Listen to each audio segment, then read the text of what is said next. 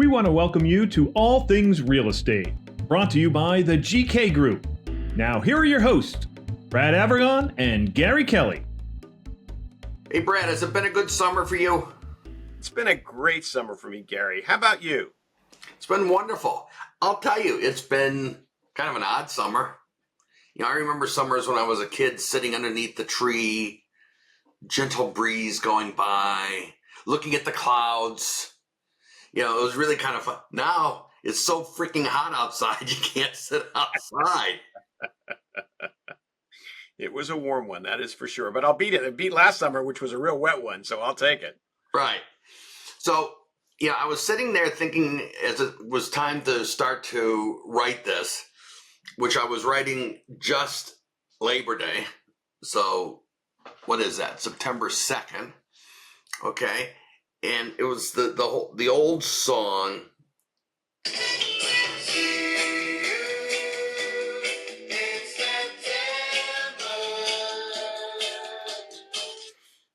Now, what does that have to do with real estate? Probably very little. But the point is that there are people that wait until Labor Day to start to kick into gear on selling their house. They will, all of a sudden we'll get a call saying, we need to list this, we need to list it now. We've waited too long. There's one listing that Sue and I did not get. We had talked to the owners for kind of ad nauseum, and we gave them specific recommendations on what to do. They have not sold the house yet, and they're coming up on 70 days.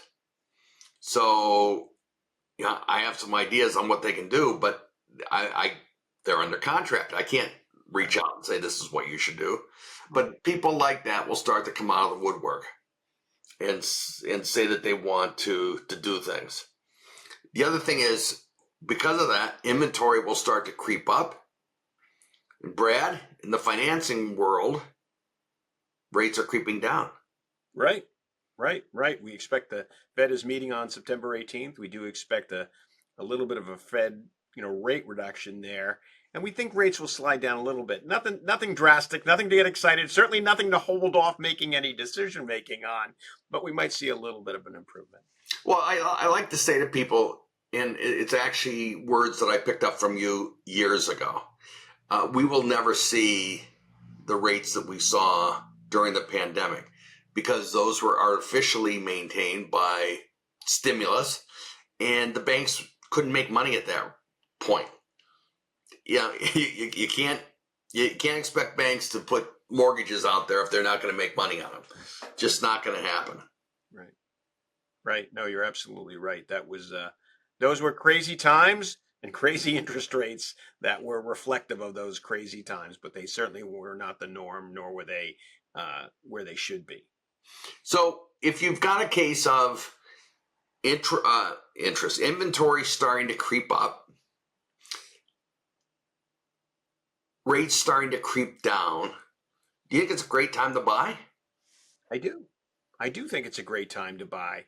A lot of times people will say, well, I'm going to hold off to the spring market. That's when everybody comes on the market. I think the fall market's a great time to buy because you get a little bit more inventory out there. Hopefully there are not quite as many buyers out there, but although as I say that, with rates, dropping, there may be an influx of more buyers jumping back into the market.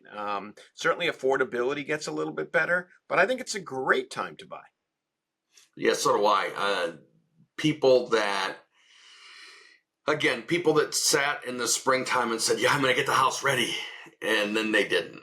And then they finally do, or they call us and say, a lot of times they'll call and say, we're in trouble here. We want the house on the market and it's just, we're overwhelmed. Well, not to boast, but we've kind of seen that many times.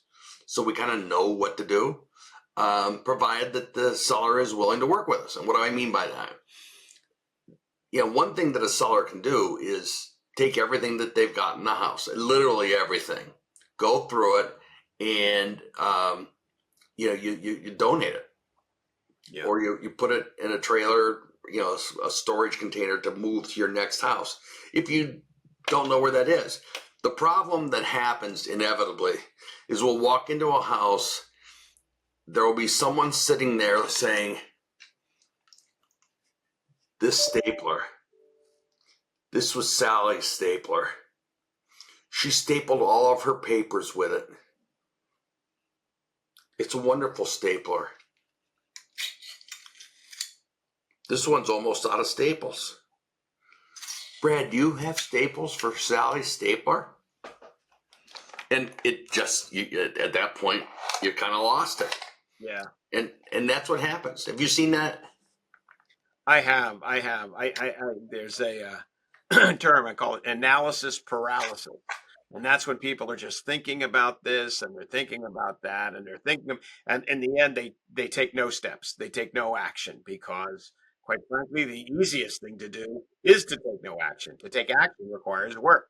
It requires decision making. It requires commitment.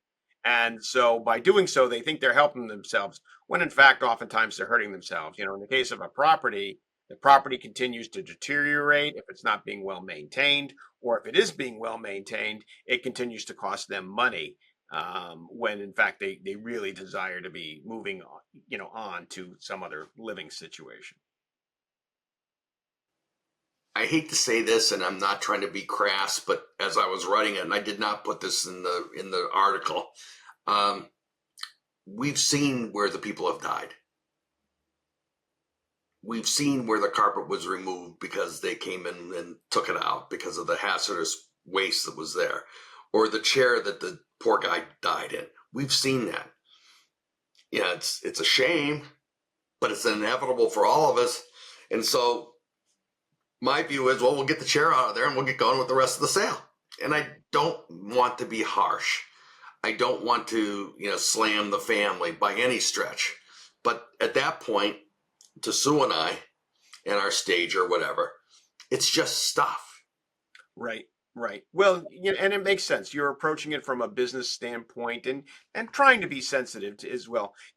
And again, I don't want people that are listening to this or viewing this to think that you and I are recommending that. Look at you got some poor person that is on their last legs and you kick them, and they're meeting their dying and you kick them out. That's not what we're saying. But when someone passes, because if their wish is to die in their own home, then Which they is should wonderful. have that. Which I personally, that's on my list, right? I don't want to be in an institution or a Well, hospital. Sydney's talked to me about where to bury you in the backyard. Both set.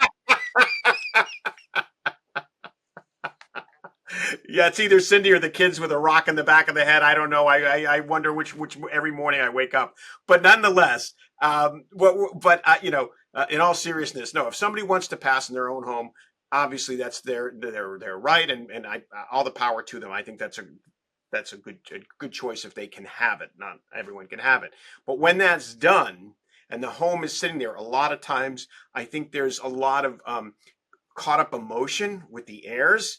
And there's a lot of sentimentality. As you said, this was Sally's stapler. This was, and so again, they don't know what to do. They're all caught up, and it's hard to work through that. So sometimes being a voice of reason and approaching it the way you do and say, listen, we appreciate that, but things are not going to get better by leaving the house. It's going to continue to cost the estate and the heirs money. The house is going to continue to especially with someone not living in it. You're talking about insurability. If there's a water leak, if there's, we're coming upon winter here, right? So you got to heat the house. You got to make sure there's no frozen pipes, all of these other things. So if you can assist them to work through that process, I think that's really helpful. I remember once getting a call from another agent in the office saying, you're a notary, right? Can you come notarize a document? And sure, what are we notarizing? It's the guy's will. Okay. So we make the appointment. I head over to the house and there's the hospital bed in the middle of the living room. Everyone's sitting around the hospital bed. I mean, this was just pre having a wake. And I got there and I try to be light, right? Hey, how we doing? I guess we all know why we're here. Okay. So I look at the guy and I said, are you familiar with what you're going to sign? No. Well, for a notary, that's immediate stop. Okay. So I said, let's take a moment to go through it. So I started to read through and who's getting what and all that. And he finally said, listen, I really don't care about any of that. I'm sure it's fine. I want to know who gets the boat. And the boat went to a buddy of his, and that was what was important. I'm sure that didn't make his family feel great, but yeah, that was the important thing: is where does the boat go? But if that, frankly, if where the decision on the boat goes hadn't been resolved, then you get in probate. What happens to the boat? We had one recently where the house sold, everything had been through probate, and there was a car there that hadn't gone anywhere. And we had asked repeatedly, what's the story with the car? Well, the car had a note on it. It had a big dent, creased hole in the side. And the people that they got the car from didn't want it back. And the auto finance company didn't want it back. And so the attorney said, well, just leave it. Well, I did just leave it. And then that night, the attorney calls me and says, I've been thinking about it. That car needs to go.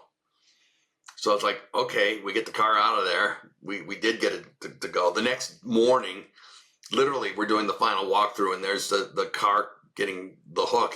But it's like, stuff like that shouldn't wait till the last second. No, you know what? And I think it's important that we're talking about this because it's a Hey, Brad. Yeah. Just hold that thought. Okay. Thank you for watching All Things Real Estate. We'll be right back.